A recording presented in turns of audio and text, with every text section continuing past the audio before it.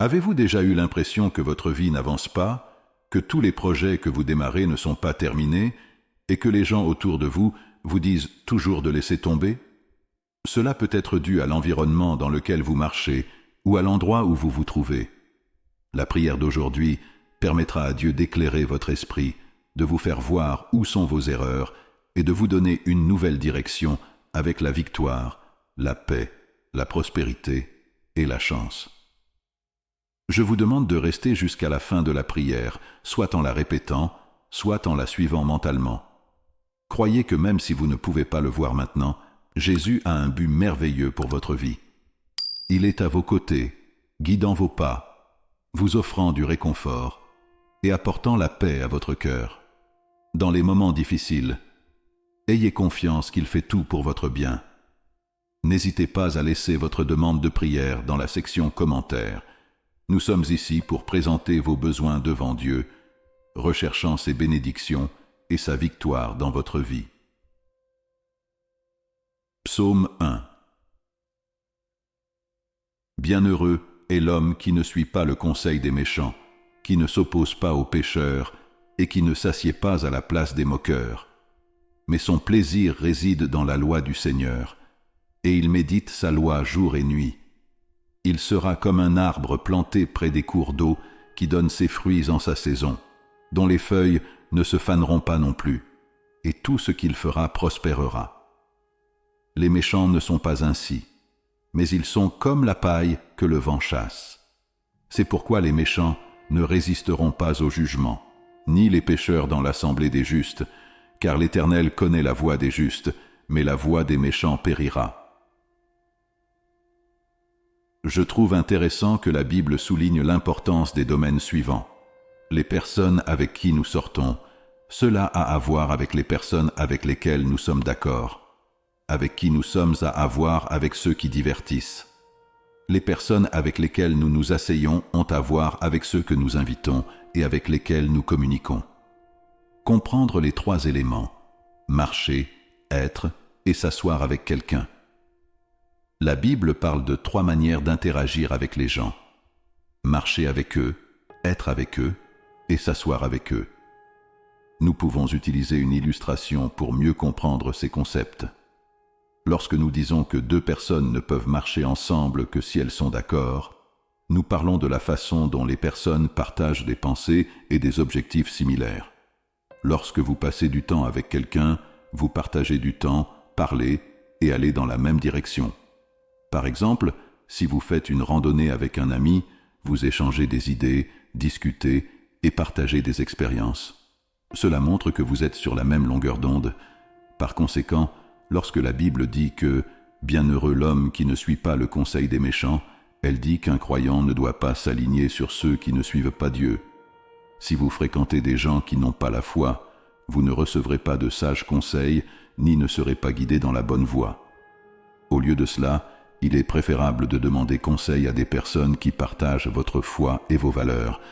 Lorsque vous êtes avec quelqu'un, il existe un certain niveau de familiarité, mais cela ne signifie pas nécessairement un lien profond. Il peut s'agir d'une amitié occasionnelle ou d'une relation peu intime. Par exemple, vous pouvez être avec quelqu'un lors d'une fête ou d'un événement où l'interaction est plus superficielle. S'asseoir avec quelqu'un va au-delà du simple fait d'être avec lui. C'est le signe d'une relation plus profonde et plus significative. Lorsque vous vous asseyez avec quelqu'un, que ce soit au restaurant, chez vous ou dans un parc, vous créez un lien plus fort et montrez que vous appréciez le temps et la compagnie de cette personne. Ce type d'interaction implique un plus grand niveau d'implication et de connexion. Lorsque l'on considère ces trois éléments, marcher, être et s'asseoir avec quelqu'un, il est important de réfléchir aux personnes avec qui vous choisissez de passer votre temps et de créer des relations.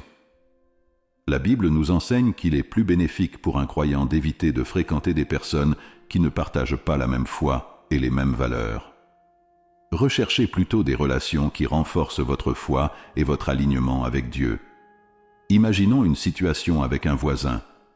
Disons que vous vous disputez avec lui, alors qu'il est à l'extérieur de chez vous.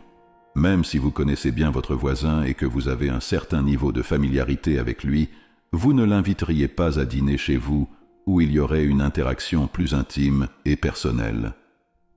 La Bible nous enseigne qu'il y a une bénédiction pour ceux qui évitent de se mettre sur le chemin des pécheurs et de s'asseoir avec les moqueurs. Explorons ces idées plus en détail. Imaginez une personne se tenant sur un chemin où passent de nombreuses personnes qui vivent d'une manière fausse et pécheresse. Au fur et à mesure que ces personnes passent et continuent leur comportement pécheur, la personne qui se tient là commence à s'habituer à ce qu'elle voit.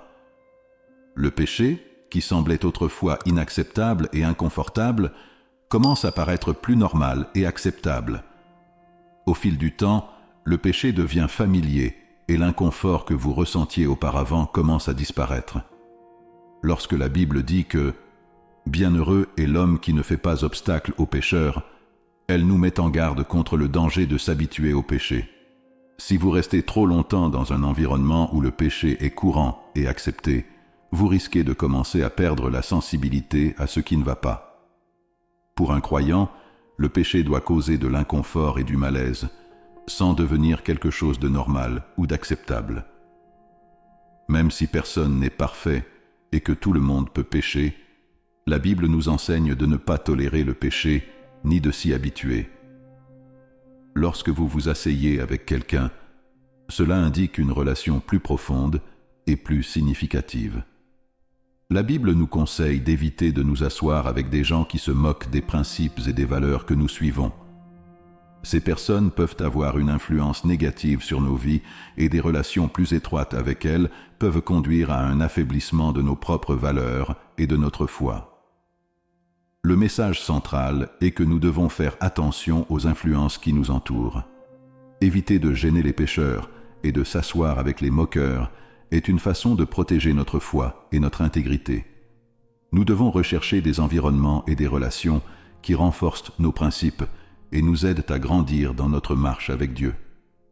Lorsque la Bible dit « Bienheureux l'homme qui ne s'assied pas à la place des méprisants », elle nous met en garde contre le danger de fréquenter des gens qui se moquent de Dieu et de sa parole. Un moqueur est quelqu'un qui se moque de Dieu et ne croit pas à la Bible. Ce type de personne se moque des principes et des enseignements de Dieu. Pour un véritable disciple du Christ, il est inconcevable de s'asseoir avec quelqu'un qui ridiculise la foi et les paroles de Dieu. En effet, en vous asseyant avec eux, vous participez d'une certaine manière aux moqueries et compromettez vos propres valeurs. Le psaume 1 nous donne des indications claires sur les personnes avec qui nous devons être et avec qui nous devons garder nos distances. Cela nous enseigne que nous devons être sélectifs quant aux personnes que nous choisissons comme amis et à celles avec qui nous passons du temps. Il est important de rechercher la sagesse de Dieu pour nous aider à décider avec qui nous devrions nouer des amitiés et avec qui nous devrions simplement entretenir une relation plus distante. Il existe un dicton populaire « Montre-moi tes amis et je te montrerai ton avenir ». Cela nous rappelle que les personnes avec qui nous passons du temps ont un impact énorme sur nos vies. Une autre citation que j'aime est « Les amis devraient être comme des livres, peu nombreux, mais triés sur le volet ». La Bible parle également de l'importance de bien choisir nos compagnons. Prions pour que Dieu nous donne la sagesse de choisir soigneusement nos amitiés, qu'il nous ouvre les yeux pour reconnaître qui nous devrions considérer comme de vrais amis et qui nous devrions aimer de manière plus lointaine. De cette façon, nous pouvons vivre selon les principes de Dieu et garder notre foi forte. Nous avons tous la liberté de choisir qui nous laissons entrer dans nos vies. Nous pouvons choisir d'être entourés de personnes partageant les mêmes idées, qui nous aident à grandir dans notre foi et nous encouragent à vivre pleinement avec Christ. Ou nous pouvons choisir d'être en compagnie de personnes qui nous éloignent de la volonté de Dieu et nous égarent.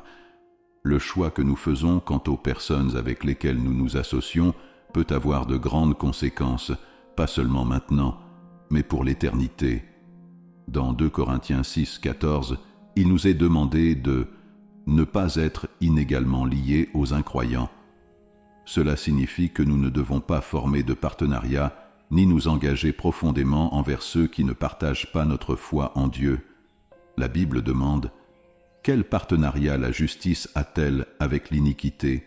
Ou quelle communion la lumière a-t-elle avec les ténèbres ?» Bien que ce passage soit souvent appliqué au contexte d'une relation amoureuse ou d'un mariage, il s'applique également aux amitiés et aux relations en général. Cela ne veut pas dire que nous ne pouvons pas avoir d'amis qui ne partagent pas notre foi. Nous pouvons et devons entretenir des relations amicales avec des personnes ayant des croyances et des perspectives différentes. Cependant, nous devons faire attention à ne pas nous rassembler ou former des liens profonds qui pourraient compromettre notre foi et notre engagement envers Jésus. Si, malgré le partage d'intérêts ou de situations de vie, nous ne partageons pas la partie la plus importante de nous-mêmes, notre foi et notre confiance en Christ, alors c'est une relation qui n'est peut-être pas saine pour notre cheminement spirituel. Nous devons choisir judicieusement nos compagnons, en tenant compte de la manière dont ils affectent notre foi et notre relation avec Dieu. Même s'il est possible et précieux d'avoir des amis de confessions différentes, il est crucial que nos amitiés ne nous séparent pas de la volonté de Dieu et de notre marche avec Christ. L'influence de nos entreprises. La Bible nous met en garde contre l'impact des entreprises que nous choisissons.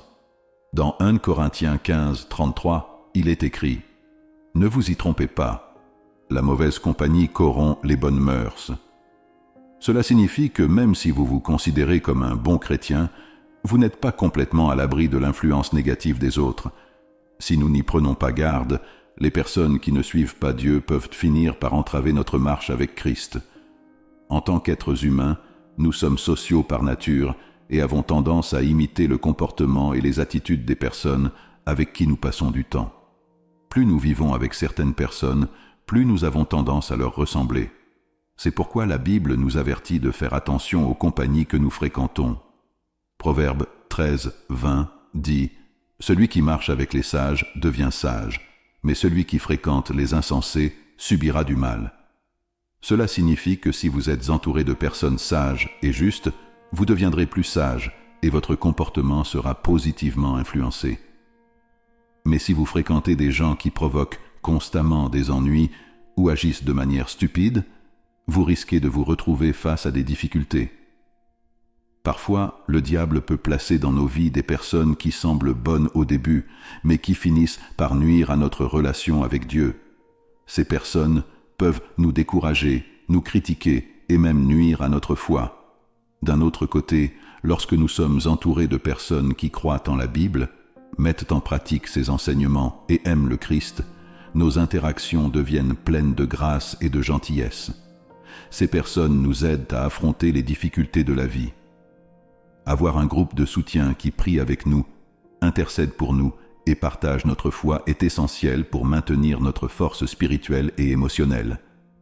Bien choisir nos compagnons est crucial pour notre marche avec Dieu. Nous devrions rechercher des amitiés qui nous aident à grandir dans la foi et à maintenir ferme notre relation avec Christ. Ce faisant, nous serons mieux préparés à affronter les défis de la vie et à trouver un véritable soutien dans notre cheminement spirituel. Prions Dieu, je demande que le Seigneur amène dans nos vies des personnes qui partagent notre foi.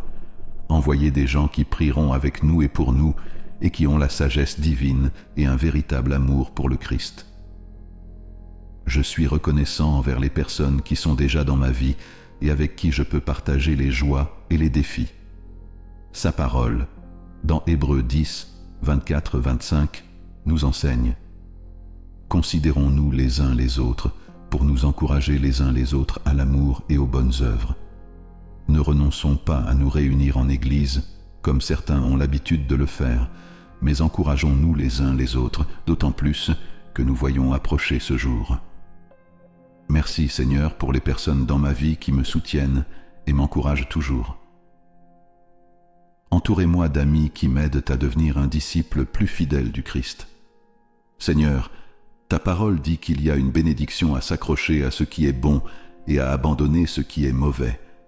Je demande la direction du Saint-Esprit afin que nous ne suivions pas le chemin des méchants. Aide-nous à être vigilants et à éviter la voie des pécheurs et le siège des moqueurs. Puissé-je trouver du plaisir dans ta parole et en lui obéissant.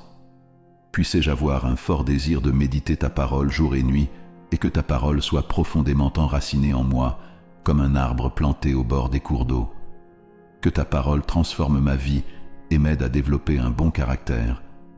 Puissé-je marcher avec des amis bien choisis et puissé-je avoir la joie du Seigneur et la paix de Dieu qui dépasse toute intelligence. Monsieur, je demande que les autres me voient comme quelqu'un rempli de sagesse divine et de l'amour du Christ. Éliminez de moi tout pharisaïsme et tout orgueil. Fais de moi quelqu'un qui se soucie uniquement d'aimer le Seigneur de tout mon cœur et de toute mon âme et d'aimer mon prochain. Je prie aussi pour les personnes dans ma vie qui ne vous honorent pas et qui vivent hors de votre volonté, toujours perdues dans le péché. Aide-moi à être prudent et sage. Place dans mon cœur le désir que leurs âmes soient sauvées et en même temps, protège-moi afin que je ne sois pas tenté de suivre leur style de vie. Aide-moi à être attentif à tout préjudice qu'il pourrait causer à ma marche avec toi. Par ta grâce, aide-moi à être pour eux une lumière et un témoin attentionné et compatissant. Je veux qu'ils te connaissent et qu'ils communient avec la lumière, tout comme moi. Donnez-moi le pouvoir de partager l'Évangile chaque fois que je le peux, mais aidez-moi également à fixer les limites nécessaires à ma santé spirituelle. Ne me permets pas de consacrer autant de temps aux autres au point de négliger ma relation avec toi. Mon Dieu, je sais que tout au long de ma vie, beaucoup de gens vont et viennent. C'est pourquoi je prie pour que le Seigneur me conduise vers des personnes qui recherchent la justice et qui m'aident à grandir dans la foi. Donne-moi le discernement et la sagesse pour reconnaître qui dans ma vie est envoyé par Dieu et qui peut être un danger pour ma marche avec toi. Ouvre mes yeux pour voir les choses telles qu'elles sont réellement. Révèle ceux qui cherchent à me faire du mal et donne-moi la force de prendre les mesures nécessaires. Les relations peuvent être compliquées, Père. Alors partout où je vais, donne-moi une communauté de croyants pour m'aider à te chercher. Que le Saint-Esprit me donne la sagesse et le discernement pour surveiller qui j'autorise à entrer et à sortir de ma vie. Amen. Si vous avez été bénis par cette prière, veuillez taper le mot « Amen » dans la section commentaires ci-dessous. Je déclare que toutes les bénédictions de cette prière sont maintenant sur vous au nom de Jésus. Aidez-nous à atteindre plus de personnes et à répandre l'Évangile en partageant cette vidéo avec un ami ou un membre de votre famille et en cliquant sur le bouton « J'aime ».